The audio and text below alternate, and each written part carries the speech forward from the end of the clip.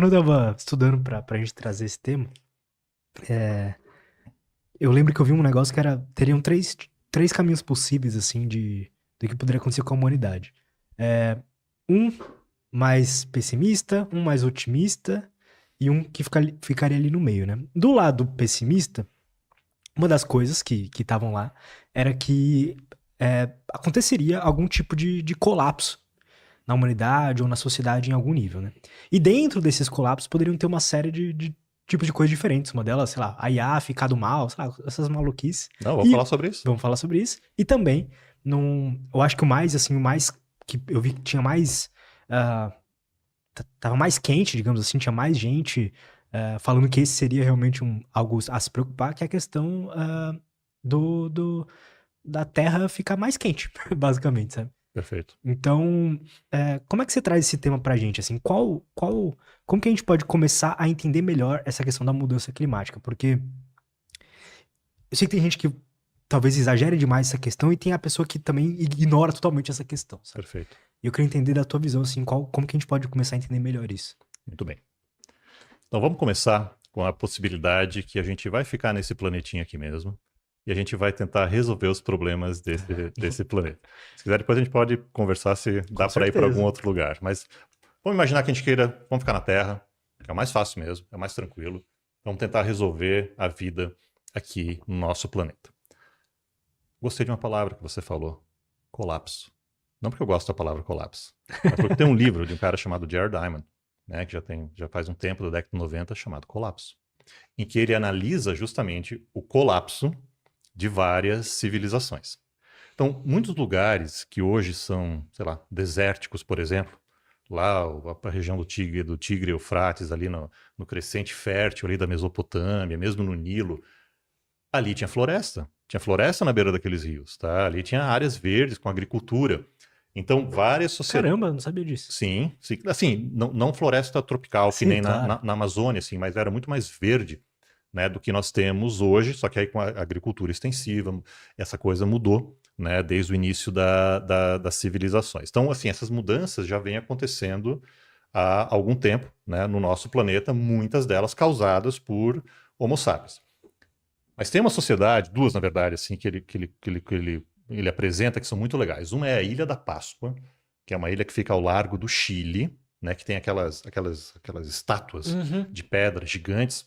Né? Se você olhar uma foto da Ilha da Páscoa, ela é. Não, você não vê árvore, você não vê floresta naquele lugar. Mas tinha. Tinha umas palmeiras bem grandes que viviam ali na Ilha da Páscoa. E esse é um dos casos que ele mostra em que o que aconteceu com os habitantes da Ilha da Páscoa? Eles cortaram todas. Eles cortaram todas essas palmeiras. Assim, não sobrou nenhuma. A espécie está extinta na Ilha da Páscoa. Aí, então, tem Caramba. todo um debate, né, o quanto, na verdade. E aí a galera chegou lá, em 1722, viu aquelas estátuas e falou: gente, como é que ainda tinha umas 2.000 pessoas vivendo ali na Ilha da Páscoa, nativos, né? E os europeus se perguntaram como é que os caras fizeram aquela estátua, como é que eles transportaram aquele negócio. Aí depois foram ver que tinha madeira, né? Tinha meios para fazer esse tipo de coisa. Tem um debate na literatura se a extinção, né, se dessa espécie tem a ver com o colapso de civilização lá ou não. Mas o fato é que mostra que a gente tem condições de acabar totalmente com uma região florestada, ou pelo menos com um tipo de planta, e isso teve algum impacto, pelo menos, lá no povo de Rapa Nui, né, que é o nome nativo da Ilha da Páscoa. Né? Então, tem gente que acha que a população sempre foi pequena, né, são uns trabalhos mais recentes. O Jared Diamond, né, já fala mais num colapso da civilização lá. Mas o fato é que, né, a galera sobreviveu, só que teve que mudar. Né, não tinham mais madeira para fazer barco, então tem evidência lá arqueológica mostrando que você já não tem, por exemplo, restos de golfinhos que eles comiam, coisa desse tipo. Né? Então você teve uma mudança bastante grande na Ilha da Páscoa. E o lugar que ele gosta de focar mesmo é a civilização maia. Esse é um exemplo clássico, Lutz, de uma civilização que entrou em colapso. Nas Américas, os maias eram os dos mais desenvolvidos. Quando os espanhóis chegaram, eles conquistaram os astecas, ali na região do México, e os incas, aqui na América do Sul. E o que sobrou dos maias, ali na região da da América Central. Quando, né, os espanhóis chegam, a civilização maia já tinha colapsado. Tá. Aquelas grandes pirâmides maias, né, que a galera, só botar no Google você vê, e que a galera está descobrindo até hoje com imagem de radar, o pessoal passa por avião. Ano passado descobriram algumas ali, né, para ver esse negócio. Elas começaram a ser descobertas a partir do século XIX, 1830 e pouco, no meio da floresta ali de Honduras, da Guatemala, da península de Yucatán. E são pirâmides que já estavam ali há mais de 1000 anos antes dos espanhóis chegarem, quando a civilização maia colapsou. E qual é a lição? Por que a civilização maia colapsou? Essa é a grande lição que eu tiro do livro Colapso, do Jared Diamond. Porque se a gente fosse fazer mais ou menos entender mais ou menos qual que era o poder, o tamanho da civilização maia naquela época, daria pra gente pensar que ele era tipo uma cidade evoluída que a gente tem hoje em dia, tipo uma Nova York da vida, um São Paulo da vida, uma coisa assim. Lutz, eram cidades e era uma cultura que tinha matemática, Caramba. tinha escrita, tinha uma espécie de uma escrita que é o alfabeto maia, astronomia altamente desenvolvida, em alguns casos mais desenvolvida do que lá dos babilônios, né, e a galera que desenvolveu também. Parte dos eclipses eles conseguiam prever a civilização maia. Então, era uma baita de uma civilização, hierarquia social, né, que é um outro, né, mostra que era uma civilização já bastante desenvolvida, agricultura, tinha agricultura do milho, teve até um animal lá, um pato selvagem lá, que eles também domesticaram, então tinha domesticação de animais, tinha agricultura, astronomia, ou seja, uma espécie de ciência misturada com religião, né, porque era para questões religiosas também, matemática, um alfabeto, então era uma baita de uma civilização. Né? Eu sei, muita gente acha que nas Américas não tinha. Tinha sim, tanto os maias, quanto os astecas, quanto os incas, tinha uma baita, trabalhava com metais, inclusive, né? Conseguiam cobre, ouro, não todos, né? Os europeus já tinham outros metais, isso foi bastante importante na hora da conquista e do domínio europeu. Mas mesmo assim, era uma cidade, de fato, era uma cidade com pirâmides, onde faziam sacrifícios, né? Coisa para os deuses. Não era uma pirâmide pequena, não. Se a galera olhar, botar ali no Google, vai ver que eram umas pirâmides, só que estava tudo, quando foi descoberto, em 1830 e pouco, estava tudo coberto de floresta. E aí começaram a ver que tinha aquele negócio gigantesco por baixo. E isso aconteceu antes da chegada dos espanhóis em 1500 e pouco ali. Né? Aconteceu mais de uns 500 anos antes disso. E o Jared Diamond ele vai explorar o que aconteceu. O que foi que aconteceu ali com os maias. Os astecas não aconteceu, tá? Nem com os incas, mas ali no território maia, o que foi que aconteceu? E a lição que a gente tira é o seguinte, é que é um conjunto de fatores, né, que faz com que possa haver o colapso da civilização. Um deles é a mudança climática. Só que não é só a mudança climática. Então o que aconteceu ali na península de Yucatán e na região onde hoje é Honduras, Guatemala, ali na América Central? Primeiro, teve um regime mais severo de secas, né, causado por mudança climática. Mas não foi só isso. Teve também dano, teve destruição ambiental para a agricultura, por exemplo, do milho. Então eles tiveram que devastar as encostas e coisas desse tipo, né? Que é o que a gente faz hoje também. Então hoje a gente tem mudança climática global acontecendo. A gente tem práticas não muito sustentáveis de agricultura em alguns lugares. Tem até umas legislações que estão meio que voltando atrás, né, nessa proteção de rios que deve ter floresta, que nem os maias estavam fazendo ali isso antes dos espanhóis chegarem. E a sociedade maia, né, ou pelo menos a liderança maia, não fez nada, ou fez muito pouco, para atenuar isso. Então, esse conjunto de fatores, mudança climática, dano, destruição ambiental, impacto ambiental negativo, e a questão social, né, da liderança, do povo mesmo maia, não lidar com essa situação fez que boa parte da civilização maia, não inteiramente, tá? Mas boa parte dessas cidades maiores que tinha no sul da civilização maia entrassem em colapso mesmo. Porque não tinha comida.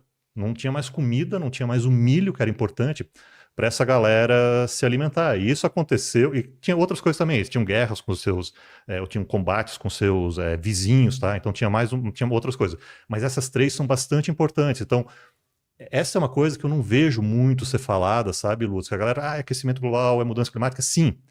Mas é isso mais outras coisas. Então, por exemplo, A gente teve agora no Rio Grande do Sul essa chuva que todo mundo viu, né? Só que você tem a questão de mudança climática, né, de aquecimento global, que aumenta a frequência e a intensidade de eventos extremos, como a questão da chuva, quando ocorre o El Niño, que é o que a gente estava agora no começo do ano, e a questão da seca, quando acontece a Laninha, que é o que está acontecendo agora, inclusive aqui no estado de São Paulo. Né? A gente lá em Floripa, a gente está recebendo a fumaça que vem de São Paulo, que vem do centro-oeste, que vem do norte do Brasil, dessas queimadas todas, dessa seca, né? Tá chegando até lá. Então isso aí está afetando toda uma região. Então a gente está tendo mais eventos extremos de mudança climática. Só que isso fica mais extremo ainda se você tira floresta de beira de rio, se você não protege topo de morro, se você não protege encostas em região que tem morro, porque aí chove bastante e o morro desce todo junto. Aham, Porque você não tem aquela árvore, aquela raiz da árvore que está segurando aquele solo, sacou? aham. Então tem gente que até se confunde, acha que é melhor não ter. Não, é melhor você ter a árvore. Deixa a árvore ali na tua encosta, que ela protege, ela segura, né? Ela segura essa água melhor, ela segura esse solo Verdade, melhor. faz sentido. Né? E tem gente que acha que é o contrário. Não, cara, tem que deixar a floresta em pé. Tem que ter agricultura, óbvio, a gente precisa comer. Tá? Só que você não pode devastar tudo, né? Que nem os mais fizeram. Você tem que deixar a floresta em topo de morro, em encosta e coisas desse tipo. Então, você tem a questão da mudança climática, só que se numa determinada região você ainda tem pouca proteção de beira de rio, de topo de morro e de encosta, você magnifica o impacto dessa mudança climática, por exemplo, no caso de uma chuva. Então a primeira lição que fica é que nunca é um fator só, né? Aparentemente não. Aparentemente é um conjunto de fatores, e o terceiro deles é a sociedade se entender, as lideranças políticas, por exemplo, para mitigar esses eventuais, tanto a mudança climática quanto essa questão de proteção de encosta, topo de morro e assim por diante, né, que ajuda a mitigar os efeitos das mudanças climáticas. Então são duas direções que a gente tem que ir, sabe, Lutz? Se a gente quer diminuir os impactos, né, nos próximos anos. É evitar, né, a liberação de tantos gases de efeito estufa, que nem metano e que nem CO2, por exemplo, com queimada. Queimada é uma das principais contribuições do Brasil para efeito estufa, o que está acontecendo agora. Mas a outra é que mesmo fazendo isso tudo, a temperatura ainda vai subir um pouco. Então a gente tem que estar lá na beira do rio mantendo a floresta. A gente tem que estar no topo de morro mantendo a floresta. A gente tem que estar na encosta mantendo a floresta. E para isso a gente precisa de legislação que garanta esse tipo de coisa. E por que eu estou levantando essa bola? Porque tem uma legislação que estava em discussão no Congresso Nacional, pelo menos estava no começo desse ano, eu acredito que esteja ainda, de diminuir a reserva legal na Amazônia, de 80% para 50%. O que é reserva legal? É um pedaço da propriedade, né, na região da Amazônia que você tem que manter a floresta em pé, que é de 80%. Então você pode usar 20%, mas os outros 80% tem que manter em pé. Então querendo diminuir para 50%.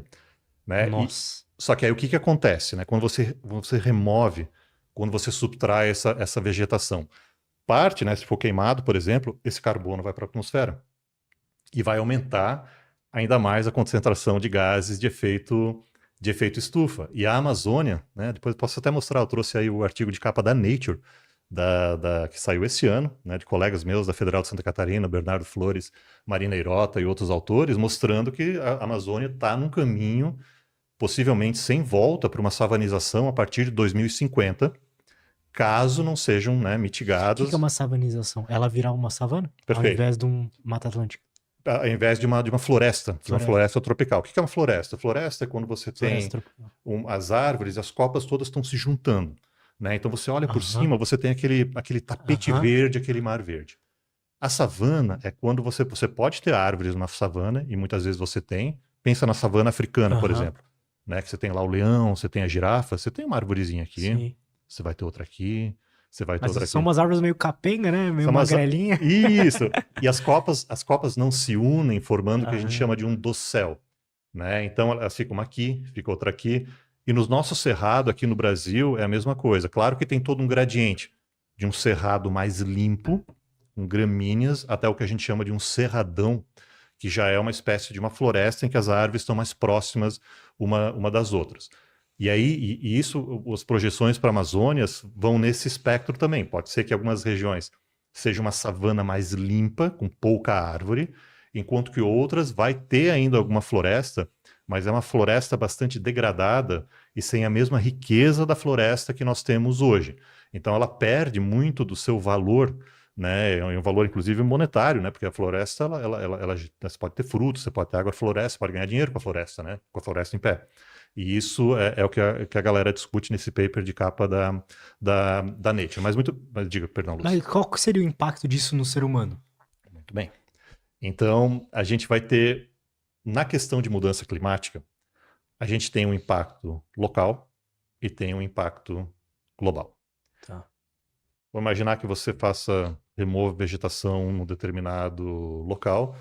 Lá você já pode ter um impacto, porque a água que vem da chuva vai levar essa terra, vai causar mais inundações, por exemplo, né? Você não tem mais aquela floresta que é tipo uma esponja para aquela água toda, que é o que a gente vê muito aqui na Mata Atlântica, né? Que você tem uma região de floresta, mas com muito morro. Então a floresta ela é importantíssima para segurar essa água. Você remove a floresta, o morro desce mais rápido e morre gente nessa coisa. Esse é o impacto que é um impacto, por exemplo, local. Além disso, a gente tem um impacto global. Então a mudança climática hoje é uma mudança climática global, porque o CO2 que a gente está liberando com a queimada, por exemplo, agora que está acontecendo aqui em São Paulo, ele vai se misturar na atmosfera do planeta todo. Então pode, né, e isso pode dar alguma zica, algum problema em algum outro local do mundo, né? Aumentar, por exemplo, a frequência de um evento extremo ou a intensidade de um evento extremo em algum outro local. Por exemplo, no sul do Brasil. Então, se você remove mais floresta na Amazônia e queima essa floresta, por exemplo, você está jogando CO2 na atmosfera. Global. Isso vai ter impacto em vários lugares do mundo, por exemplo, no sul do Brasil. Então, a gente tem um regime de chuvas sazonais e particularmente em El Niño no sul do Brasil. São as enchentes que a gente tem em Blumenau, por exemplo, eu sou de lá, né? Tivemos em 83, tivemos em 84, teve em 2008 uma grande também, e no Rio Grande do Sul. O que muda é que, às vezes, o ar seco do Brasil segura essa umidade mais para o sul ou mais para o norte.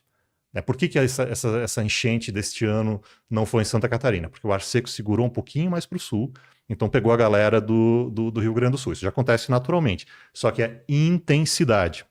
A força, né? A magnitude daquele evento. E a frequência, né? Isso aumenta. E isso eu posso falar porque eu trabalho com Recife de Coral. E a gente tem um evento em Recife de Coral que chama branqueamento de coral, que tem a ver com o aumento da água, da temperatura da água dos oceanos. E vai aumentar ainda mais nos anos que a gente tem El Niño, porque El Niño é justamente o aquecimento das águas do Pacífico. A Laninha é o esfriamento das águas do Pacífico, que tem um efeito na atmosfera, aqui na América do Sul, mas lá na água é o efeito direto daquela temperatura. É verdade. E a frequência desses eventos de branqueamento de coral aumentou enormemente nos últimos anos. A gente praticamente tinha muito pouco branqueamento de coral até o ano de 1998. Em 98 teve um grande, depois já teve de novo em 2010, teve de novo em 2014 e agora nós estamos tendo mais um agora. É um evento que a gente teve agora nesse verão e ainda está acontecendo. Então, um evento que era relativamente raro, esporádico. Está cada vez mais frequente. Perfeito. Né? E assim, para vocês que estão no coral fica ainda mais claro, porque é diretamente ali na temperatura da água, né? Exato, e o coral fica branco, então é visualmente impactante, você vê aquele Recife todo colorido, de repente ele fica todo branco também. Né? E o mesmo acontece agora no ambiente terrestre, né? Em que você tem, por exemplo, essa questão dos regimes de chuva, né? A chuva já acontece mesmo. Essas chuvas de El Niño já acontecem, né? Vão acontecer de maneira mais frequente e com uma maior intensidade. Numa região que hoje tem muito mais gente do que há 50, do que há 100, do que há 150 anos atrás. Né? Então, mais gente ainda é afetada com esse tipo de fenômeno do que era no passado.